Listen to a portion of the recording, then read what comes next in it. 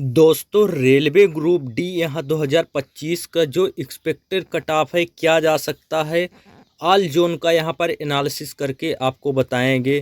और आपका आंसर की के बाद यहाँ पर सबसे बड़ा खुलासा क्या निकल कर आया है, आप लोगों को ए टू जेड जानकारी बताएंगे। वीडियो को ध्यान से देखना है। जो लोग अभी तक वीडियो को लाइक नहीं किए हैं तो जल्दी जल्दी वीडियो को लाइक कर लो। जो लोग चैनल को सब्सक्राइब नहीं किए हैं तो जल्दी जल्दी जाकर चैनल को सब्सक्राइब कर लो, ठीक है।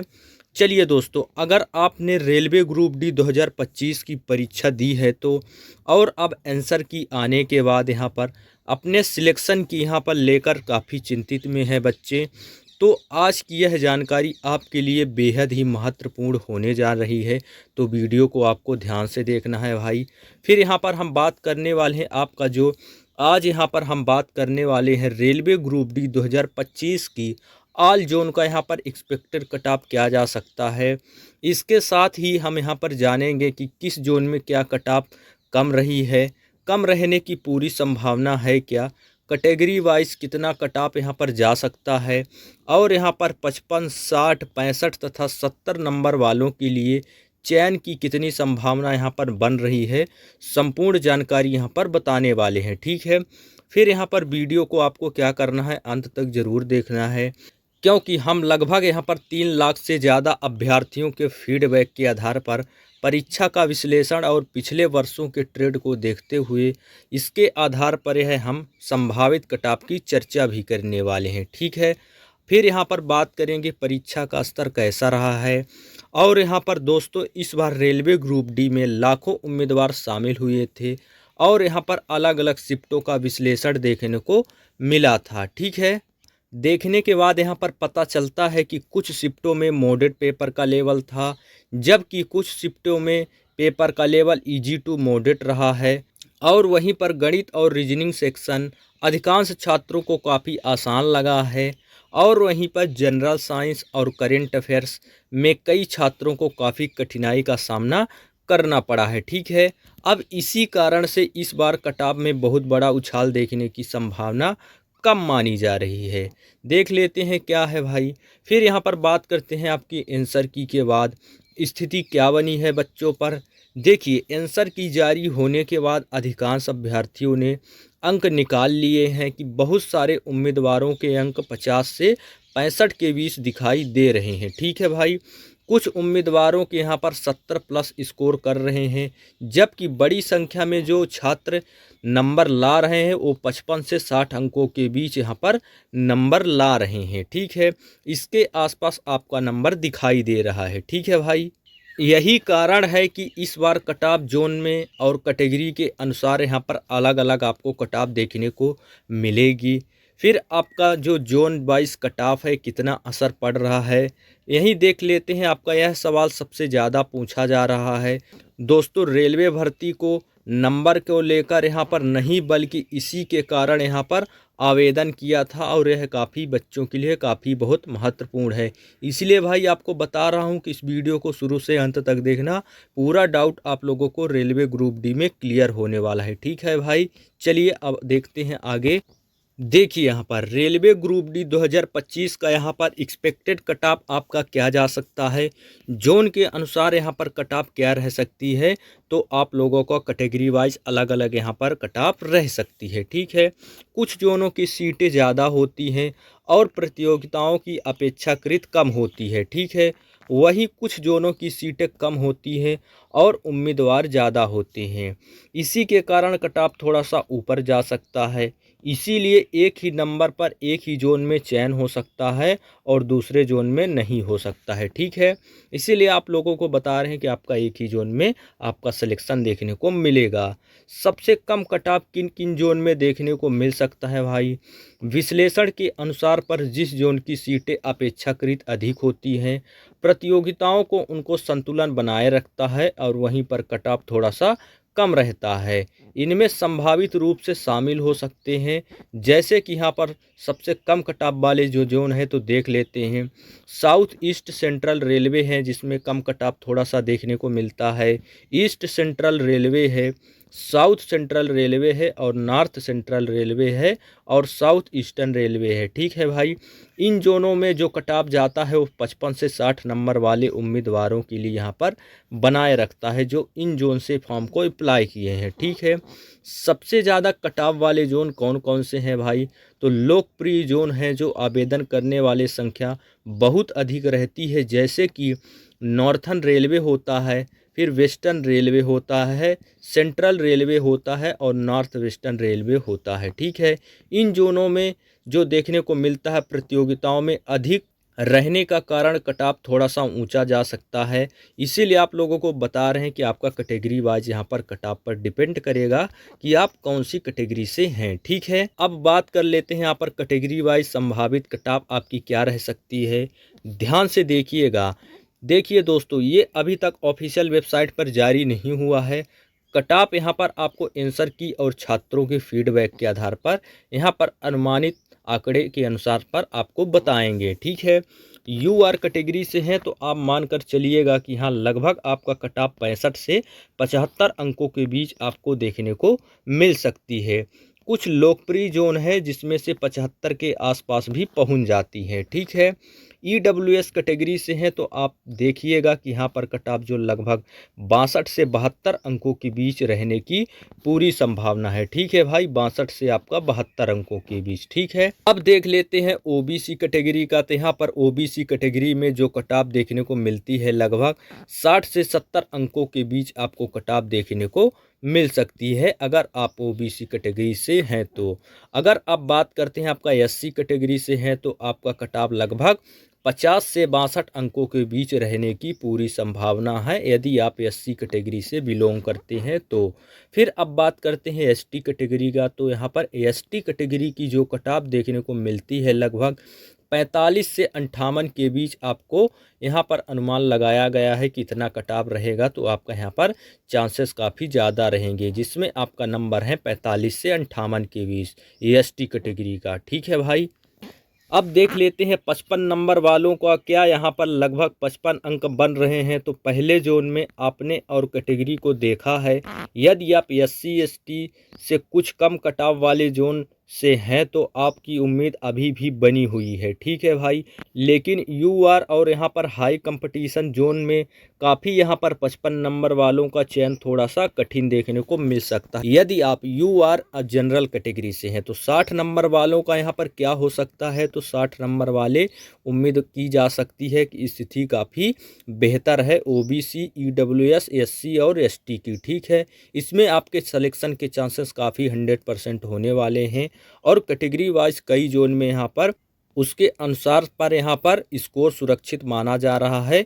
यूआर उम्मीदवारों को थोड़ा इंतजार करना पड़ रहा है और वहीं पर फाइनल कट ऑफ का इंतजार कर रहे हैं विद्यार्थी। यदि आप 65 नंबर वालों के लिए यहाँ पर खुशखबरी क्या है, अगर आपके 65 नंबर हैं या उससे ज़्यादा बन रहे हैं तो अधिकांश कैटेगरी में यहाँ पर आपकी स्थिति काफ़ी मजबूत मानी जा रही है। वहीं पर विशेषकर ओबीसी, ईडब्ल्यूएस, एससी और एसटी कैटेगरी में चयन की संभावना अच्छी दिखाई जा रही है। अगर आपके 70 प्लस मार्क्स हैं तो क्या स्थिति है, 70 उससे अधिक हैं तो या उसमें प्राप्त होने वाले उम्मीदवारों को काफ़ी मजबूत स्थिति में माने जा रहे हैं और यहीं पर अधिकांश जोन में ऐसे उम्मीदवारों का नाम भी मेरिट में आने की अच्छी संभावना है। हालांकि अंतिम निर्णय ऑफिशियल के बाद ही आपका कट ऑफ तय होगा। ठीक है भाई, यहाँ पर तो आपको रैंक भी लग जाएगी भाई 70 प्लस में। फिर देखते हैं आपका नॉर्मलाइजेशन का क्या प्रभाव पड़ेगा भाई। अभी तो आपका नॉर्मलाइजेशन की प्रक्रिया हो रही है दोस्तों। रेलवे का नॉर्मलाइजेशन बहुत ही महत्वपूर्ण भूमिका निभाता है। यदि आपकी शिफ्ट कठिन है तो आपको यहाँ पर नॉर्मलाइजेशन का काफ़ी लाभ देखने को मिलेगा। वहीं आपकी शिफ्ट आसान थी तो उम्मीदवारों के अंक थोड़ा सा यहाँ पर कम हो सकता है। इसीलिए रो स्कोर को देखकर घबराने की बिल्कुल भी ज़रूरत नहीं है। फाइनल स्कोर और नॉर्मलाइजेशन के बाद ही यह तय कर पाएंगे। ठीक है भाई, ये आपको एक्सपेक्टेड कट ऑफ बता रहे हैं और इसीलिए आप लोगों को जिनके भी थोड़े से अच्छे नंबर हैं वो पीटी की तैयारी में ज़रूर लग जाइएगा। ठीक है भाई, अब देखते हैं आपका यहाँ पर फिजिकल टेस्ट की तैयारी अभी से शुरू कर दो। बहुत सारे उम्मीदवारों का कट ऑफ का इंतज़ार कर रहे हैं। और फिजिकल टेस्ट की तैयारी नहीं कर रहे हैं। यह सबसे बड़ी गलती हो सकती है छात्रों के लिए। यदि आपके नंबर कट ऑफ के आसपास हैं तो यह आपको फिजिकल इफ़िशियंसी टेस्ट की तैयारी शुरू कर देनी चाहिए। फिर आपको यहाँ पर दौड़, फिटनेस, स्टेमिना पर काम करना है, क्योंकि सीबीटी के बाद अगला चरण बहुत ही महत्वपूर्ण भूमिका निभाएगा भाई। ठीक है, इसीलिए आप लोगों को कह रहे हैं कि आप लोग पीटी की तैयारी में ज़रूर लग जाइएगा। ठीक है भाई, अभी तक जो लोग वीडियो को लाइक नहीं किए हो तो जल्दी जल्दी वीडियो को लाइक कर लो, और जो लोग चैनल को नहीं सब्सक्राइब किए हैं तो जल्दी जल्दी जाकर चैनल को सब्सक्राइब कर लो। ठीक है, देखिए भाई, अगला प्रोसेस ये है कि आपका आरआरबी ग्रुप डी का यहाँ पर 2026 का जो यूआर का एक्सपेक्टेड कट ऑफ देखने को मिलेगा, वो आपका 65 से 75 अंकों के बीच आपका नंबर देखने को मिल जाएगा। यदि आप ईडब्ल्यूएस कैटेगरी से हैं तो आपका यहाँ पर 62 से 72 अंकों के बीच आपका नंबर देखने को मिल जाएगा। ठीक है, यदि आप ओबीसी कैटेगरी से हैं तो आपको यहाँ पर 60 से 70 अंकों के बीच आपका नंबर देखने को मिल जाएगा। यदि आप एससी कैटेगरी से हैं तो आपको यहाँ पर 50 से 62 अंकों के बीच आपका नंबर रह सकता है। यदि आप एसटी कैटेगरी से हैं तो आपका यहाँ पर 45 से 58 अंकों के बीच यहाँ पर आपका एक्सपेक्टेड कट ऑफ रह सकता है भाई। ये ऑफिशियल अपडेट नहीं है भाई, यह ऑफिशियल अपडेट आने के बाद ही आपका यहाँ पर डिपेंड करेगा नॉर्मलाइजेशन होने के बाद। ठीक है भाई, यहाँ पर अभी आपका जल्द ही रिजल्ट घोषित किया जाएगा भाई, इसीलिए आप लोगों को फिर वहाँ पर आपको मालूम चल जाएगा कि इतने नंबर पर हमारा सिलेक्शन हो जाएगा। ये आपको एक्सपेक्टेड है, ये आप लोग देख कर चलिएगा कि इतने नंबर हमारे बन रहे हैं, हम पीटी की तैयारी में एकदम से लग जाएं और प्रिपेयर करने में लग जाएं, क्योंकि अभी हमारा रिज़ल्ट आ जाएगा, फिर हम पीटी की तैयारी नहीं करेंगे, फिर कितना भी अच्छा मार्क्स है भाई, फिर हम वहीं पर पीछे रह जाएंगे, अपने सिलेक्शन से बाहर हो जाएंगे। इसीलिए आप लोगों को कह रहे हैं कि आप लोग पीटी की तैयारी में भी लगे रहना है आपको। ठीक है, फिर अब आपका देख लेते हैं आपका जिसमें शिफ्ट वाइज पेपर हुआ है भाई। तो रेलवे ग्रुप डी का जो आपका सीबीटी परीक्षा में सभी शिफ्टों में आपके कठिनाई स्तर, छात्रों की प्रक्रियाओं और विभिन्न परीक्षाओं का विश्लेषण के आधार पर यहाँ पर पेपर का लेवल देखा गया है। ठीक है, तो देख लेते हैं क्या स्तर रहा हुआ है पेपर का। देखिए, जो आपकी यहाँ पर तारीख है, शिफ्ट है, शिफ्ट 2 है और शिफ्ट 3 है। जो आपका यहाँ पर देख लेते हैं 27 नवंबर को जो आपका पेपर हुआ था, वो आपका यहाँ पर फर्स्ट शिफ्ट में मॉडरेट पेपर का लेवल था और सेकंड शिफ्ट में भी मॉडरेट था और थर्ड शिफ्ट में भी आपका यहाँ पर पेपर का लेवल था वो मॉडरेट देखने को मिला है। ठीक है, जो आपका 28 नवंबर 2025 को फर्स्ट शिफ्ट में जो पेपर था वह आपको मॉडरेट पेपर का लेवल देखने को मिला है। सेकंड शिफ्ट में आपका हार्ड पेपर का लेवल था, वहीं आपका थर्ड शिफ्ट में मॉडरेट पेपर का लेवल देखने को मिला है। 1 दिसंबर की बात करें तो यहाँ पर 1 दिसंबर को देख सकते हैं आपका यहाँ पर जो पेपर का लेवल था वो मॉडरेट प्लस हार्ड था। सेकंड शिफ्ट में आपका यहाँ पर इजी प्लस मॉडरेट था, वहीं आपका जो थर्ड शिफ्ट में आपका पेपर नहीं था। ठीक है भाई, अब देखते हैं आपका 2 दिसंबर को जो आपका फर्स्ट शिफ्ट में पेपर था तो भाई मॉडरेट देखने को मिला है। सेकंड शिफ्ट में भी आपका मॉडरेट था और थर्ड शिफ्ट में भी आपका यहाँ पर मॉडरेट देखने को मिला है। अब 3 दिसंबर की बात करें तो यहाँ पर जो फर्स्ट शिफ्ट का पेपर था वो मॉडरेट था और यहीं पर बात करें सेकंड शिफ्ट में भी मॉडरेट था और थर्ड शिफ्ट में भी आपका मॉडरेट देखने को मिला है पेपर का लेवल। अब 4 दिसंबर की बात करें तो आपका पेपर का लेवल मॉडरेट प्लस हार्ड है और वहीं पर सेकंड शिफ्ट में इजी टू मॉडरेट है पेपर का लेवल और थर्ड शिफ्ट में आपका इजी टू मॉडरेट पेपर का लेवल है। 11 दिसंबर की बात करें तो आपका पेपर का लेवल मॉडरेट था भाई और यहीं पर सेकंड शिफ्ट में भी मॉडरेट था और थर्ड शिफ्ट में भी आपका 11 दिसंबर को भी मॉडरेट देखने को मिला है।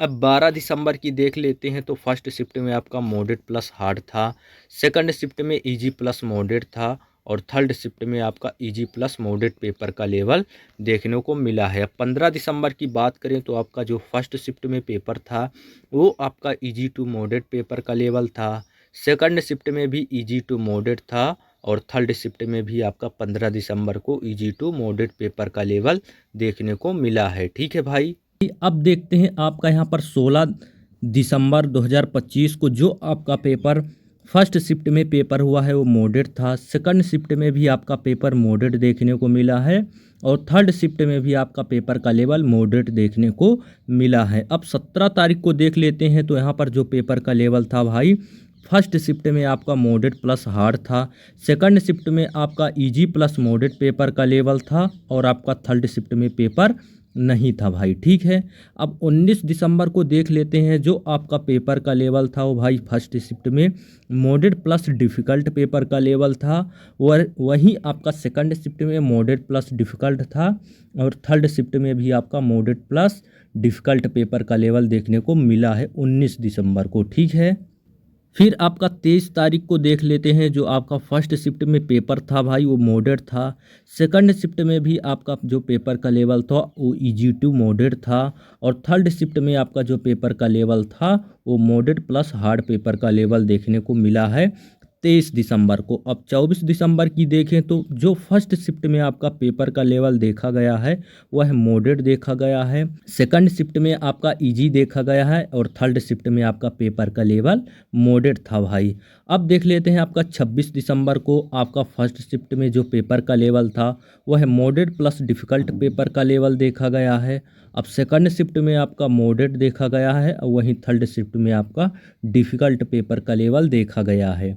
अब 2 फरवरी को देखें तो यहाँ पर जो पेपर का लेवल था भाई वो मॉडरेट था और जो सेकंड शिफ्ट में भी आपका पेपर का लेवल था वह मॉडरेट लेवल देखने को मिला है और थर्ड शिफ्ट में आपका हार्ड पेपर का लेवल था। अब देख लेते हैं 3 फरवरी को जो आपका पेपर फर्स्ट शिफ्ट में हुआ है वह आपका पेपर का लेवल था इजी टू मॉडरेट पेपर का लेवल था और सेकंड शिफ्ट में भी आपका इजी टू मॉडरेट था और आपका यहाँ पर थर्ड शिफ्ट में आपका जो पेपर का लेवल था भाई वह मॉडरेट देखने को मिला है। ठीक है, अब 4 फरवरी को देख लेते हैं जो आपका फर्स्ट शिफ्ट में पेपर का लेवल था वह आपका इजी टू मॉडरेट था, सेकंड शिफ्ट में भी आपका इजी टू मॉडरेट पेपर का लेवल था और थर्ड शिफ्ट में भी आपका इजी टू मॉडरेट पेपर का लेवल था। ठीक है भाई, अगर आपका इन शिफ्टों में पेपर हुआ है तो आपको यहाँ पर जिसमें आपका हार्ड शिफ्ट में पेपर हुआ है तो आपको काफ़ी ज़्यादा नॉर्मलाइजेशन देखने को मिलेगा। यदि आपका सरल शिफ्ट में पेपर हुआ है तो उसमें थोड़ा सा कम नॉर्मलाइजेशन देखने को मिलेगा भाई। चलिए भाई अब वीडियो को एंड करेंगे, नहीं तो भाई ये वीडियो काफ़ी लंबी बन जाएगी। आप लोग कमेंट करिएगा, जो भी डाउट रह गया होगा तो आप लोग ज़रूर कमेंट करके बताइएगा, मैं नेक्स्ट टॉपिक में आपको वीडियो प्रोवाइड कर दूंगा। ठीक है भाई दोस्तों, आपको वीडियो को ज़रूर लाइक कर देना है और चैनल को ज़रूर सब्सक्राइब कर देना है। ठीक है, मिलते हैं आपको नेक्स्ट वीडियो में, तब तक के लिए जय हिंद जय भारत, धन्यवाद।